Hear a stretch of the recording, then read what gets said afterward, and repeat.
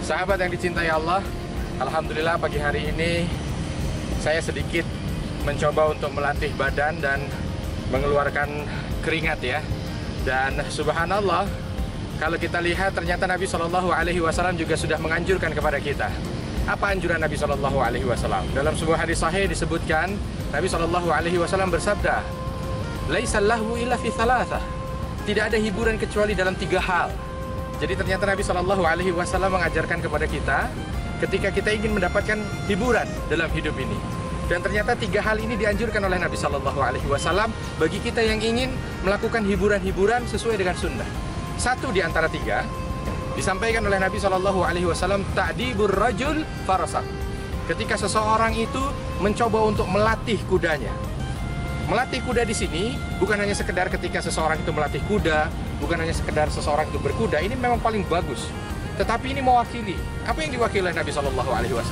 Yang diwakili oleh Nabi SAW adalah aktivitas olahraga.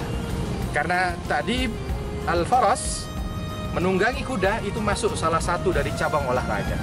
Jadi sahabat yang dicintai Allah, alangkah baiknya ketika kita sebagai manusia mencari hiburan pun mengikuti apa yang disunnahkan oleh Nabi. Nabi SAW sudah memberikan hiburan itu ini.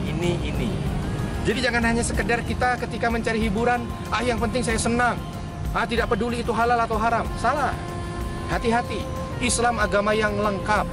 Semua sudah diatur. Sampai dalam hal hiburan sekalipun. Rasul SAW mengaturnya. Oh, hiburan itu harus begini, harus begini, harus begini. Itu yang pertama. Bagaimana kita dalam hidup sampai dalam mencari hiburan untuk membahagiakan diri kita pun ikuti sunnah Nabi. Yang kedua, Nabi SAW ketika melaksanakan satu aktivitas yang menghibur dirinya pun harus ada value-nya, harus ada nilainya. Bukan hanya sekedar menghibur diri, memuaskan nafsu saja, tidak. Tetapi bagaimana kita lihat itu, ta'dibul faras, olahraga, nunggang kuda, itu adalah hiburan yang mampu menguatkan badan, mampu menyehatkan badan. Itulah dia anjuran dari Nabi.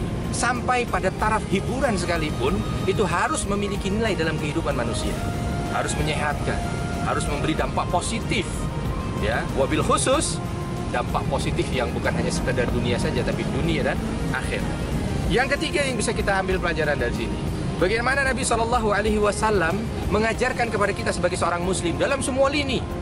Baik itu dalam ekonomi, baik itu dalam politik, baik itu dalam mungkin dalam kesehatan dan lain sebagainya, bahkan sampai pada titik hiburan pun itu mendidik manusia semua aktivitasnya menjadi manusia yang kuat. Itu sesuai dengan apa yang disampaikan oleh beliau. Kalau beliau mengatakan al-mu'minul qawi khairun wa ahabbu ilallah minal mu'minid dhaif, bahwa namanya mukmin yang kuat itu lebih baik dan lebih dicintai oleh Allah Subhanahu wa taala dibanding dengan mukmin yang lemah. Maka sahabat yang dicintai Allah, mudah-mudahan dalam hadis ini minimal 3 perkara tadi bisa kita camkan dengan baik. Bagaimana kita sebagai seorang muslim mencari hiburan yang produktif. Bagaimana sebagai seorang muslim menjadikan hiburan itu sebagai sesuatu yang menunjang aktivitas dia, menunjang kemampuan diri dia.